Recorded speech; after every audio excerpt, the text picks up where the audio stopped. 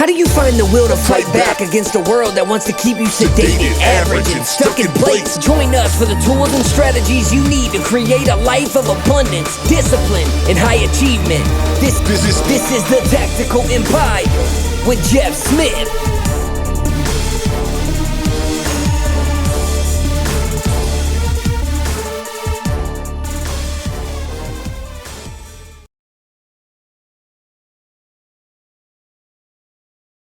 All right, guys, welcome to another episode of the Tactical Empire. And I have a return guest here today as we're going to discuss relationships. So I brought on my lovely wife, Kirstin Smith, who I think was episode 2 or 3. We just came back from our latest Fly-In Friday for Apex, our mastermind group that we belong to. And the topic was actual relationships and business owners and how to navigate marriages, kids, all of that stuff as you grow your businesses and everything down to who's involved, who's not involved, how you separate it, how you live it, if you will. So I brought Kirstin on today. Kirstin, thanks for coming. I like to think I'm back by popular demand. Popular demand. Exactly. That's exactly what happened. I got inundated on social media to bring you back. One of our most downloaded episodes to date. Oh, really? Oh, for sure. For sure. There's did not know that. No question about it. And so we're going to discuss relationships and business today and how to navigate them. So you and I both posted on social and asked for some questions from business owners, and we got some really good stuff. So I think we'll just dive straight into that. I think this is a really cool topic because I am a huge believer that if your foundation's not set at home, you can't build really big shit. And that's what I'm passionate about doing. And so, I mean, if you're going to be deliberate in building your empire or your legacy, you have to get things right at home first. And would you agree?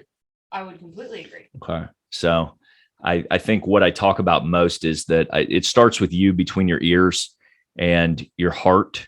And then you have to be a leader personally, and you have to be brave and courageous personally. And that requires telling yourself a lot of hard truths and cleaning your shit up personally. And then the next step is cleaning your stuff up at home with your spouse, significant other, and kids. Because then you can go out and lead in your community and do all the fun shit we want to do, make a bunch of money and make a bunch of impact. But it all starts between your ears, and then it goes to your relationships at home, your foundation. So let's talk about the questions that we received. Yeah. First of all, thank you to those of you who submitted questions. I appreciate it. Number 1 is, who's the boss? Who's the boss? I really don't like this question because I don't feel like one of us is a boss. I think I think this was a mistake in our relationship in years past. I think certain people may be able to operate their relationships like this, but I'm a huge believer that you need to be 100% you, and I need to be 100% me. And then we come together and choose each other to be in this relationship and to raise our kids together and do all that. But I think that requires me doing all the work on me and you doing all the work on you so that we can meet in the middle and choose to be with each other. And so, I mean, from a business standpoint, like, you stay in your lane, I stay in my lane to an extent. We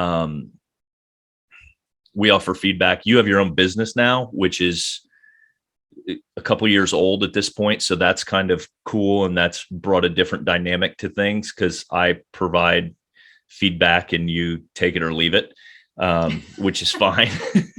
But I have some wisdom to impart on you, but like that. I also don't meddle too much in it at all because you have to kind of navigate the way you have to navigate the waters and build your business the way that you're comfortable in running it. Because I do understand that. I have tried enough consulting companies. I've tried enough different methods of business to know that if it's not authentic and it doesn't fit you, like you can't fucking pull it off, or I can't. Like if it's not uniquely me and like who I'm trying to be in alignment with me, then I can't pull it off. So who's the boss? My answer is I'm the boss of me and you're the boss of you. And we fucking get together and had a bunch of kids and made a cool life.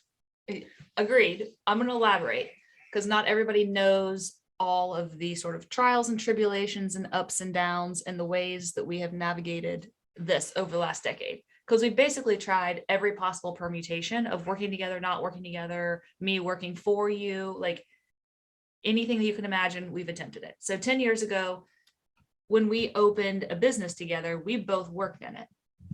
And I don't want to leave anything out. Full disclosure, we recorded like 15 minutes worth of a podcast and realized that the microphone was not on. So better luck this time. This is about where we were when we made the realization that the mic was not on, which is a crucial part of podcasting, as it would turn out. So we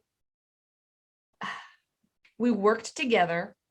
And I think that the way that kind of played out dictated the better part of the next decade, because you weren't great at managing people. You expected me to know what I was doing, and I had no idea. So I did not have the entrepreneurial background. I was still a PhD student working on my own career, but yet we were newly married, opened a business together, and I was trying to support you as much as I could. So I had kind of my roles, you had your roles. I felt like I was dropping the ball all the time because I didn't know what was expected of me. And so like I joke, I was the first hire and the first fire. And we just came up with this story that like, we don't work well together. We can't work together. And I think that by saying that we reiterated that over and over again. And then it kind of became a bit of a self-fulfilling prophecy that we just couldn't work together. So then I transitioned to, eventually quitting my PhD program, being a stay-at-home mom. And I really, I still continued to do work for our businesses, but it was very much that admin role from home. And, as we got into other realms, we got into real estate together, and I was doing a lot of the back end, not glamorous side of things. Like you got to go to the closings and like actually buy stuff, and I'm the one that's on hold with the insurance company and not doing the fun stuff at all.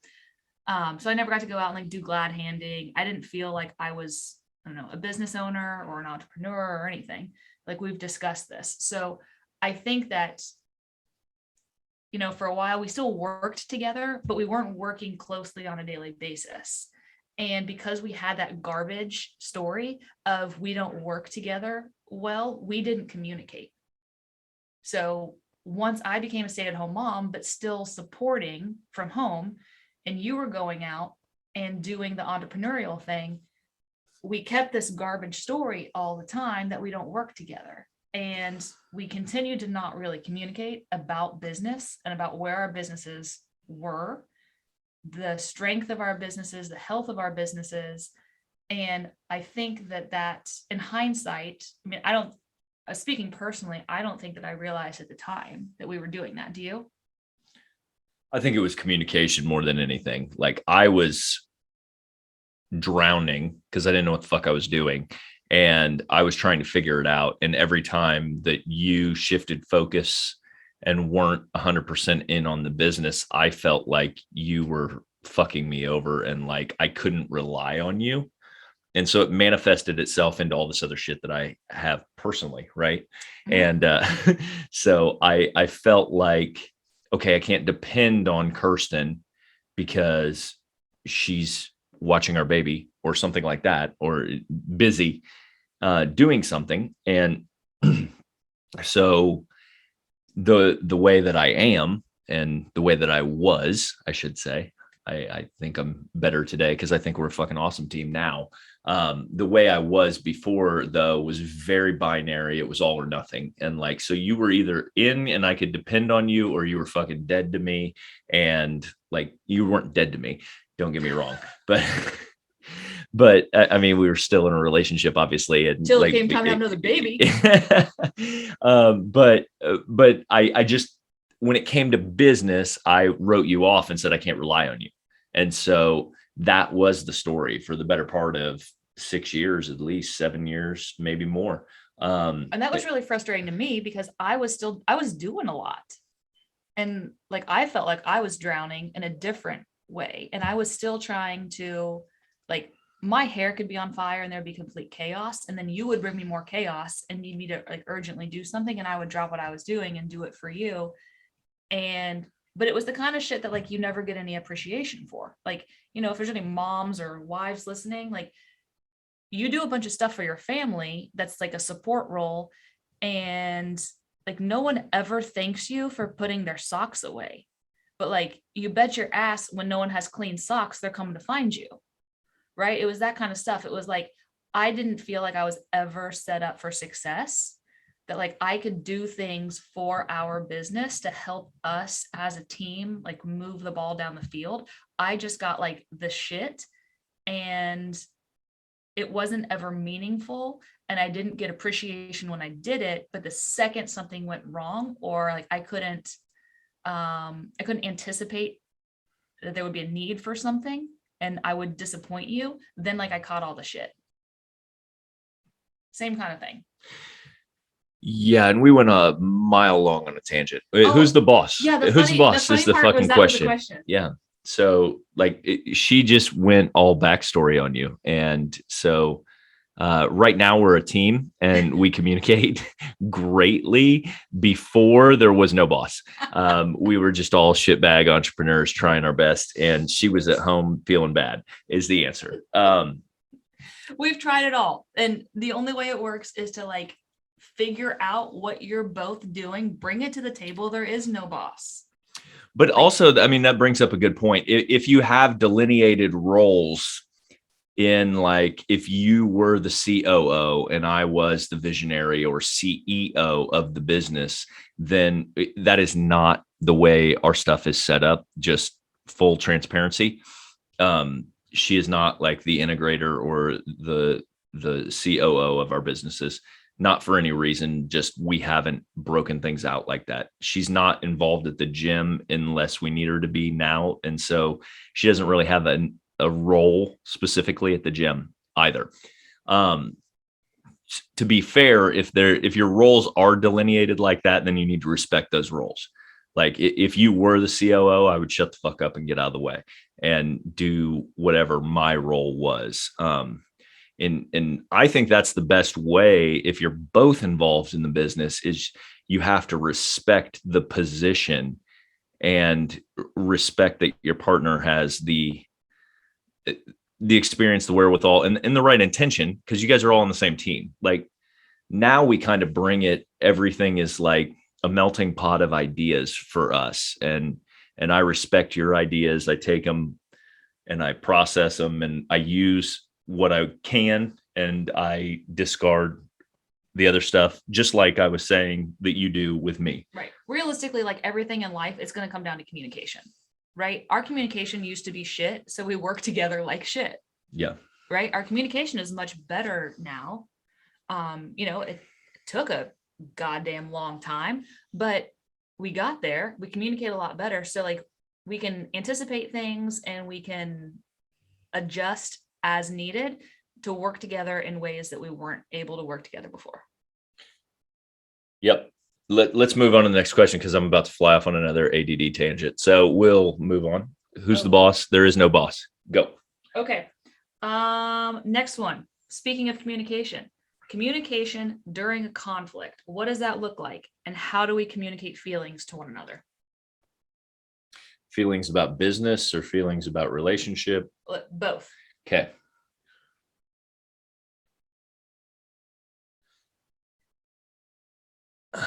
I think it's important just to be transparent and to get it all out there. Because every negative thing that's ever happened in our relationship has come because we've held back and kept things like either like we've not said what we truly feel, kept walls up. yeah, and so like we just didn't put it out there. But you have to have a mature relationship enough to understand that you're not going to take things personally, because like when we're talking about the beginning of our business and the beginning of our relationships, like I mean I took a lot of things personally, and like that led to a lot of our breakdown of communication, because I'm like, oh fuck that, like you're challenging me as a man and blah blah blah, and if I'm a failure here, you view me as a failure, and like you have no reason to be with me, blah blah blah, like you know what I mean, like you internalize you internalize a lot of that stuff, especially the men that are providers and that are innately alpha males. I don't know if that's the right term in this situation, but like that, if you feel like you should be the provider, you should be the man that has everything under control, and you know deep down that you're kind of just winging it and figuring it out, like when you get challenged on that shit, it's very uncomfortable. And when you get challenged on it by your spouse, it's super uncomfortable, because like that's supposed to be the girl or the female, the lady, the woman, excuse me, that like believes you've got all the shit figured out. But I mean, realistically, she knows you don't. So there you go. I will add that a huge game changer for us, I think, was thinking about how we communicate feelings. And so much of how we communicate feelings is surface level. So things might happen. You will take things really personally. And the way that you will react to me is like anger. And you will lash out and you will be angry at me. And what I've had to realize is, like, you think about the iceberg. The anger is the tip of the iceberg. That's the only part that you're seeing and you're experiencing, but there is a huge part of the iceberg under the water, right? And that comes from fear, or it comes from shame.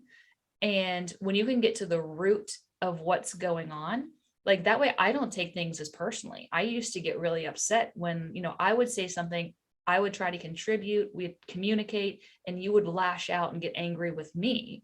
Because then, we've had to talk about certain things that men need in relationships, certain things that women need, and women need to feel secure and safe. And you would lash out at me and I wouldn't feel very secure and safe to be able to sit there and talk to you.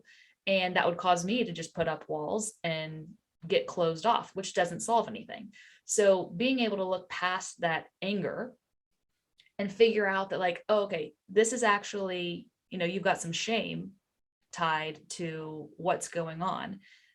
I could be more compassionate and I could be more understanding, and I could also have less personal listening for what was going on. So I think that's really been a game changer in our communication. 100%. Yeah. I mean, like one of the things with regards to the maturing of our relationship is understanding that it's really not all about us.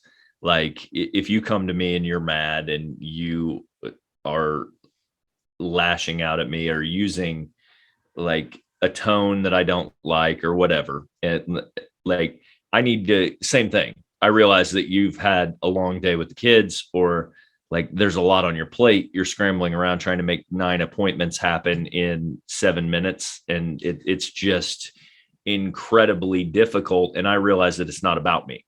Like when we were selfish and thought everything was about us, and I think selfish is a good word. And I also, like, you hit on fear and shame, and those are brilliant.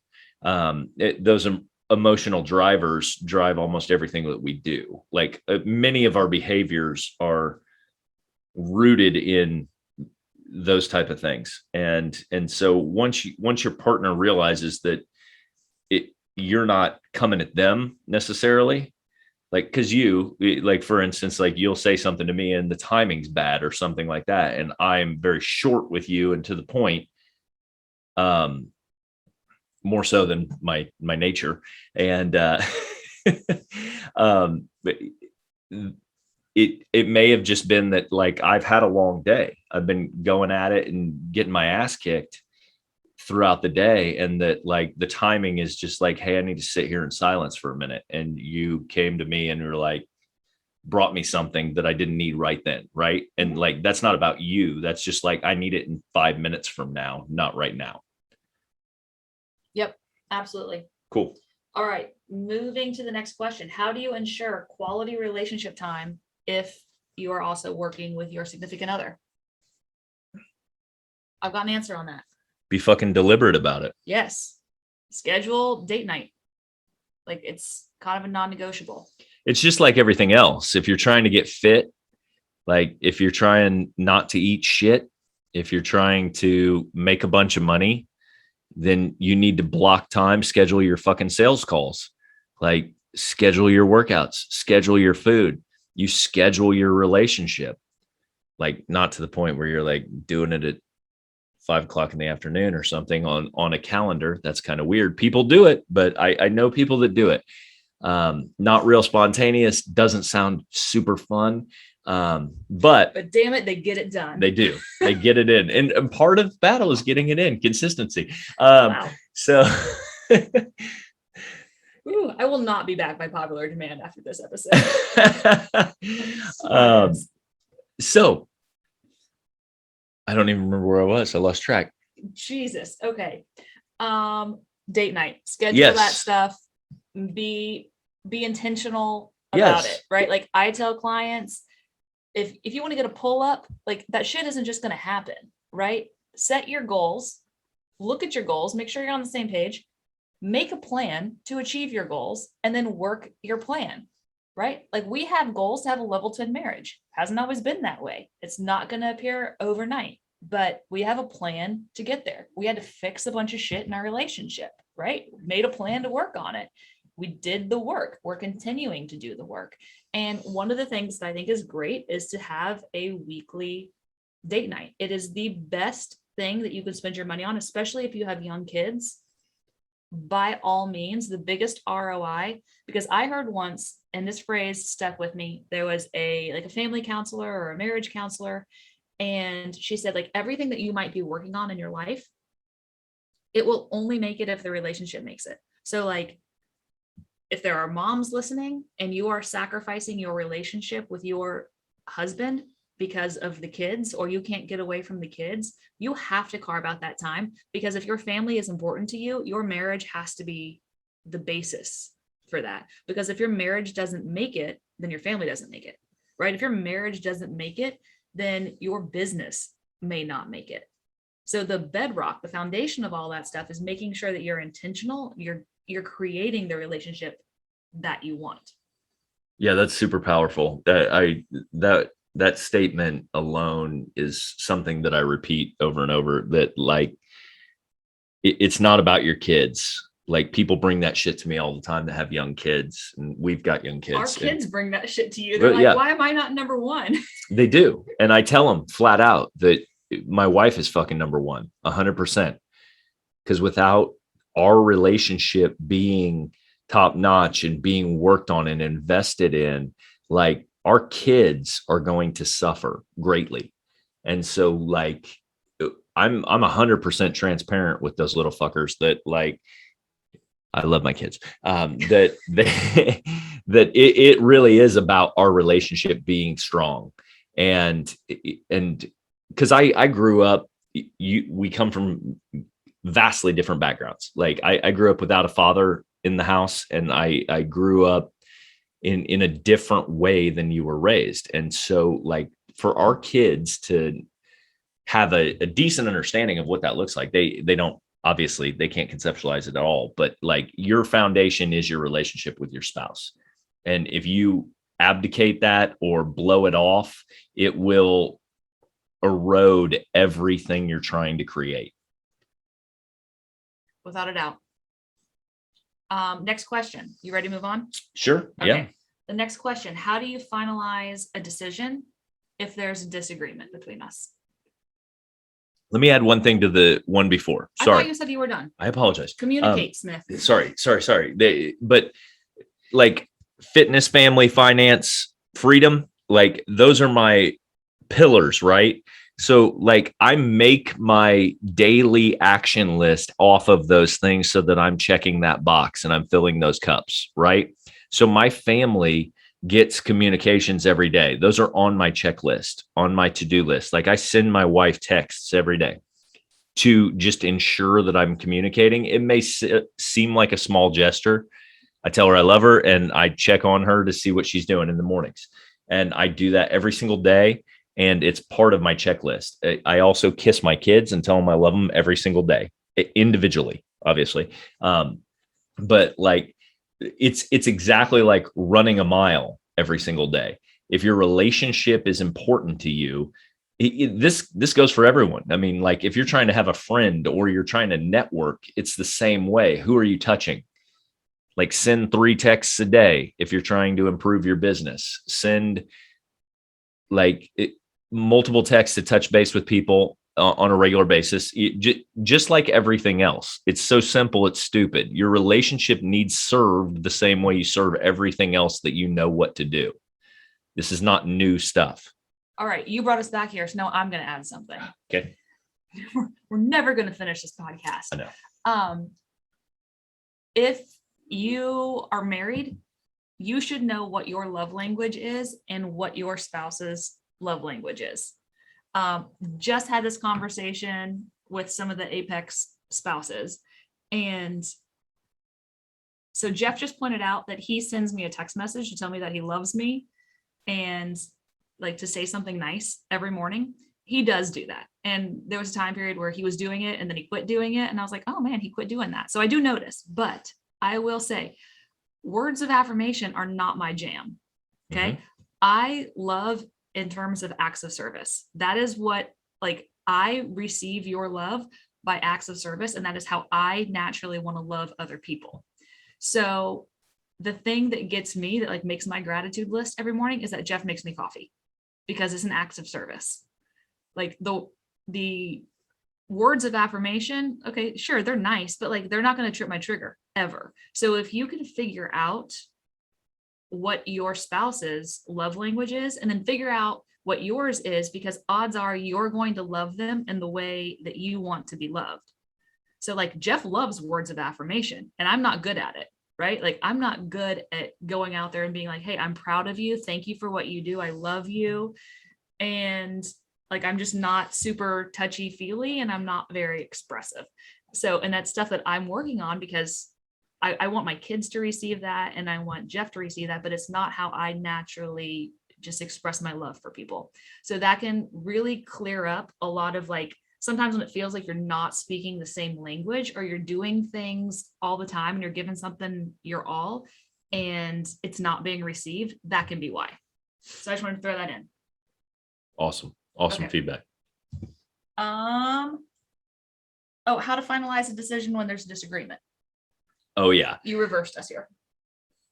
Yeah. Somebody asked the question, how do you make the final decision in a business scenario when there's a disagreement between both parties? Like if you thought we should go one direction, we should go left, and I said we should go right, how do you resolve that as a couple?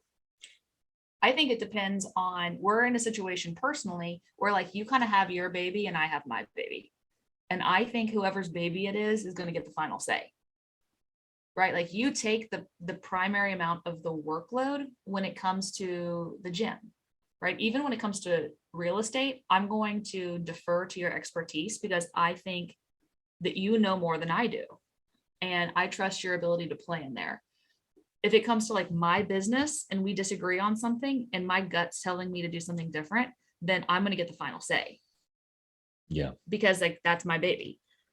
But these are, I think the question is with like husband and wife teams that are mm-hmm. in the same business. And I think it goes back to roles. I mean, but I also think it goes back to communication and trust. Like, honestly, like what the fuck is what is the worst case scenario that could happen if you green light this decision? Well, the worst case scenario is the way that I can see this playing out for a lot of husband-wife couples that work together in the same business on a day-to-day basis is like, ladies, we have a tendency to martyr ourselves. Like, I'm just going to put that out there. We do it at home. We'll do it at work. We'll be like, oh, we will take the things that we want or what we think, and we will silence ourselves and we'll sit on the sideline and we'll do something because somebody else wants to do it that way. So that can be a recipe for disaster if you're going to martyr yourself so that somebody else gets their way because you're going to harbor resentment. And that can't happen, because if you let somebody else get their way and then it goes sideways, you're going to throw that back in their face. Ooh, that. It's a big one. If you're still listening to this gibberish, like that fucking nugget right there will keep you married. And also that's a huge thing about relationships. That's a fantastic point. So you've got to, that's where it has to come down to the communication and the trust, though, because if you just throw in the towel, like you argue about it till you're blue in the face and you're finally like, you know what, fuck it, fine, you get your way, that is going to be a point of contention in the future. So like that can't be how you settle the disagreement. You've got to find a way that's rooted in trust, rooted in communication, in vulnerability with one another to make the decision on a disagreement without it potentially leading to the resentment or getting thrown back in someone's face when it doesn't go well. That's my advice there. Well, that's just terrible fucking juju. Because if you're just sitting there like talking to the universe and saying, man, I hope this fails, like you're fucking over your partner. But just, you know what? Everybody's over their partner at some point in this process. Well, don't wish them ill will. No one is. Come on. Moving on. Boundaries between relationship and work. How do you establish healthy boundaries? I am big on this one. This is like, I don't believe they exist if you are like, okay, let me start over. Boundaries. I don't really believe in them. Like it's just like balance, and balance is bullshit. You're never going to have balance, right?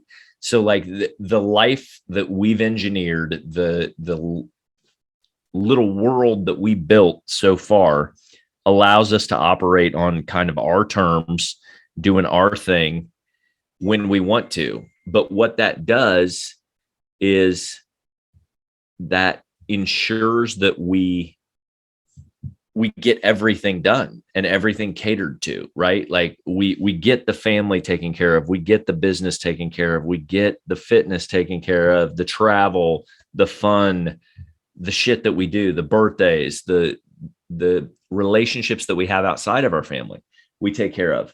And all of it kind of just gets scheduled. It is just our life.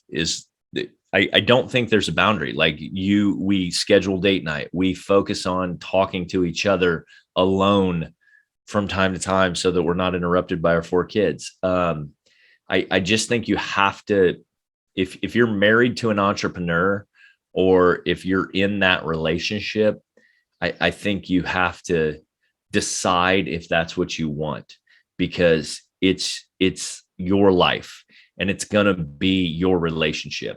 There is no fucking clocking out at 3:00 and saying, hey, let's go golf or hang out at the VFW and drink beers and like forget about that asshole at corporate headquarters. Cause like you can't just mail it in. Like that's not how it works. They're going to get up from the table from time to time and take phone calls because they got to make a sale. There's going to be other things go on that you just have to understand are worth it. Because when you're sitting on a beach in Cancun drinking a Mai Tai on a Tuesday and you didn't ask anybody for your 10 days of vacation this year, and you've already taken a month's vacation in the first quarter of the year, like you understand what it's all about. And it is heavily there's a lot of sacrifices to make. There really are a lot of sacrifices, but I don't think there's a differentiation. I don't think you wall off your relationship from your business. I think it all just melds together and operates. You set expectations. I am going to work from this time to this time. I am going to be present from this time to this time, God willing. And you do the best you can to stick to what you're trying to do. But it's about scheduling. It's about attention. It's about shifting focus. The best thing that I hear from Andy Frisella actually talks about the ability to shift focus intently over and over and over again throughout the day is what differentiates success from mediocrity, or like success from failure. And so if you're working out from 6 to 8 in the morning, whatever, can you shift at 8 o'clock? And does it take you 5 minutes to get into project mode to do X, Y, and Z for your business? And then if you're off for date night at 3 o'clock in the afternoon, can you shift into relationship mode and fully focus? That is a work in progress for me, because my brain moves at 1,000,000 miles an hour, and it's really fucking hard for me to like leave ideas on the table, stop from letting it churn. And you don't have to stop from letting it churn. You just have to have the ability to focus. And the most successful entrepreneurs are able to shift focus over and over and over again throughout the day, because they're not focused on one thing for 15 straight hours. They're focused on 15 things for 15-minute increments, and they're delivering the goods at every 15-minute increment. And it's the same thing with your relationship. Can you dial into your wife or husband for that period of time that you've scheduled and really deliver value, listen, be present, all those things? Okay, so I'm going to chime in as your wife that was not the entrepreneur and was at home. You mentioned a couple things that like sparked things in my mind. When you are making all your sacrifices for your freedom to sit on the beach in Cancun, you've done all the hard work, right? And that's like your payoff. That's your carrot, right? So here's the thing. If you're going to sign up for this life and you're going to sacrifice things, because every entrepreneur listening is sacrificing things for this lifestyle, right? For the satisfaction of creating something, for producing, for having freedom, for having financial freedom, freedom of time, whatever it is. It's not a normal lifestyle. So if you have somebody at home, right? Because you used to do this all the time. You would say, I'm doing all this for my family. In hindsight, were you doing it all for your family? No, you were doing it for you because you were called to do things. But I got that bullshit all the time. Like, I'm doing all this for you. And I'm like, fuck you, dude. You're not, right? I'm not stupid. I know you're doing it for you. Like, at least call a spade a spade. So you've got to make sure that your other half, number one, be honest. Be honest that you're doing it for you and that you're called to this life. And like, sorry about you. Maybe you got roped in with me, but you're along for this ride. So let's at least make it pleasurable for both people. If we're going to sacrifice a lot, because it's not just the entrepreneur who's sacrificing, right? The wife and the kids, they're sacrificing a shit ton with you and aren't getting any of the highs that you're getting during the day. They're getting all of the shit and all the sacrifice. So if the carrot for you, right? Whatever it is, it speaks to like your core values that's keeping you going. If it's that freedom and it's the vacations, take them so that your other half, who's also sacrificing, can see that there is a reason why they're doing all this shit and that they're putting up with all this shit. Because for the longest time, we had no payoff. Yeah, that's a fantastic point. I guarantee that's relatable for some people that are listening.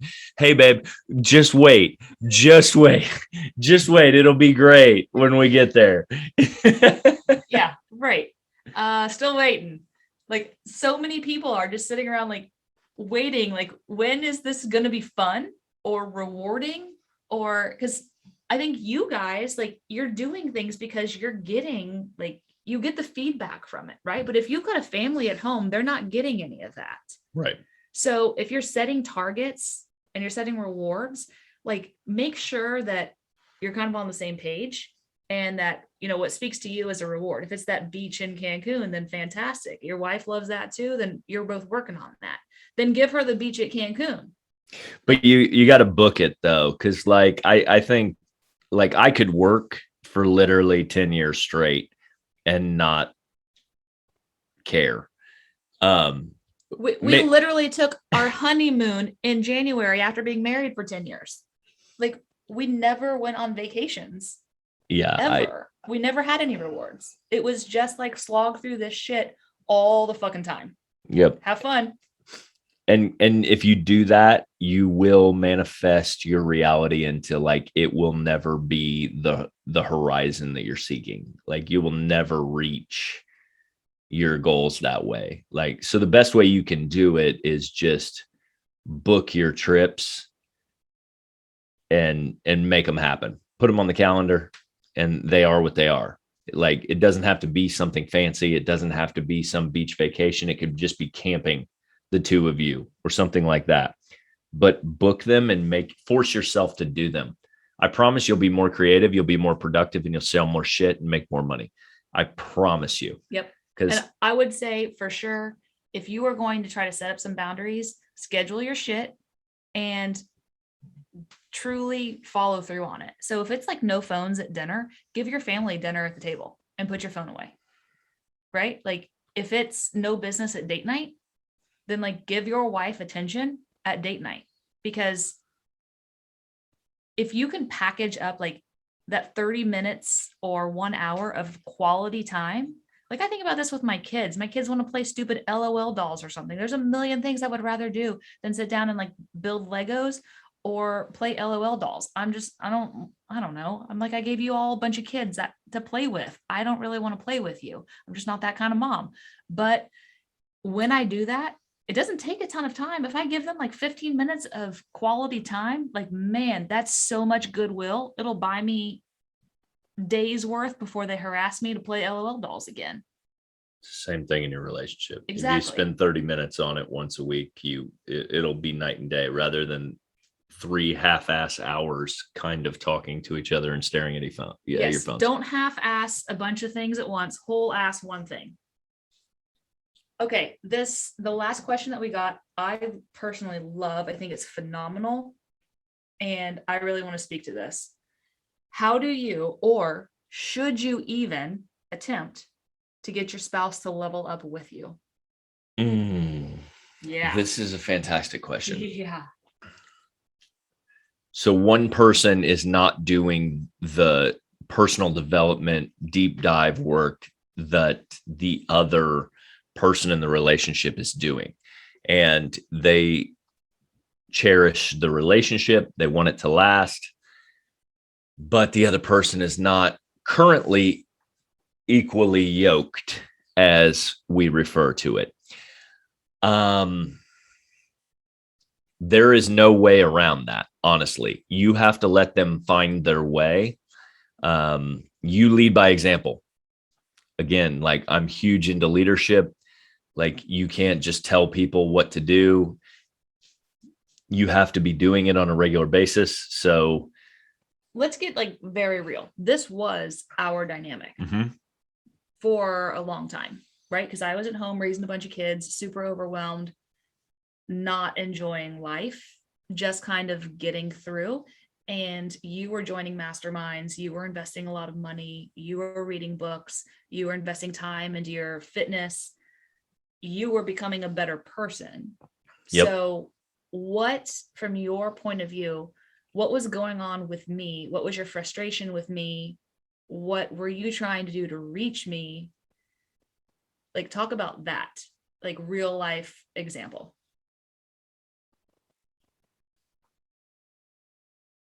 Man, yeah. It's a big one, right? I tried for a long time, and like, I tried to push it. That doesn't work. So you can't push it because they have a lot of resentment, or like they think you're bullshit, or they roll their eyes at you. Like, they're like, yeah, this is great. Good job, honey. Go to Tony Robbins or whatever and enjoy it. Clap your hands and walk on glass or whatever you're doing. I'm going to be fine right over here.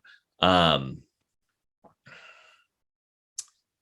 think you just keep trying. If you love the person, you just try to introduce things that you identify as working for them, but don't be pushy. Like, for us, I think what finally worked was like making space for you to hire your own coaches and things like that, prioritizing you as, because what happened was I totally tried and tried and tried, and then I wrote you off, and I was like, fuck it, she's not into this stuff. Like I'm not gonna entertain it. It doesn't matter. But once it finally worked was when we started prioritizing you, budgeting you to have coaches. Like, what is important to you? Oh, I want to get in shape. I want to like get my body back. I want to do X, Y, and Z. And I'm like, well, the best way to do that is hire a nutrition coach and a fitness coach and blah, blah, blah, like all this stuff that I could have done for you. But I would have murdered you in your sleep. Right. Exactly. But it was far more of a gesture for me to say, I'm going to hire you a personal coach to work with you because I know that you want this, than for me to be like, hey, let me fucking write you programming and I'll give you meal plans. Like I'm capable, but that would have not worked. No, not at all. So from my perspective, here's where I was. I had a lot of internal baggage going on because I had left a career that I had prepared for, to become a mom and to play the support role for my husband in his entrepreneurial career. And I felt called to do things and make an impact in the world. And while I felt like I was making an impact, but it was, just within the four walls of my house. And I wanted to, while I thought that was important, I wanted to do something different. So I had my own internal struggles going on because it's hard to feel really important. Like, you fellas listening, if you've got a wife at home with kids, it's really hard to feel like you're doing anything or accomplishing anything when you're wiping butts and wiping noses and running kids back and forth all day long. Like, at the end of the day, you don't feel like you did much, but you're exhausted. So I had my own kind of struggles with this that were going on. And, here's Jeff just strolling in the house like, hey, let's have a goal setting session. And I'm like, oh, dude, like, how am I going to set goals? Like, my goals are literally to potty train your kid. Like, get through Tuesday. Yeah, get through the next day. Like, I'm going to make macaroni and cheese tomorrow and hopefully not burn it because, like, your son set something on fire in the next room. Like, I that doesn't even fit in my head. So the problem was that we weren't speaking the same language at all. I thought that you were literally like the stupidest human being to ever walk the face of the earth to come in and tell me that, like, I'm going to set goals, because you had no idea what my life was like. And so that made me unbelievably frustrated with you. The second thing that was going on was I felt like you were doing things in personal development, but you weren't tackling your biggest demons. Yep. So it felt really inauthentic to me to watch you set goals, get involved with different programs, but yet I knew the things because I'm not stupid and I've been with you for the better part of 20 years.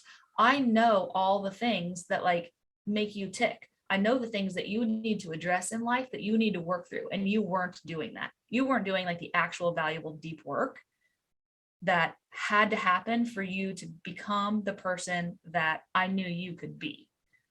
So another thing, like, if you're listening and this hits home to you, are you actually becoming the best version of yourself?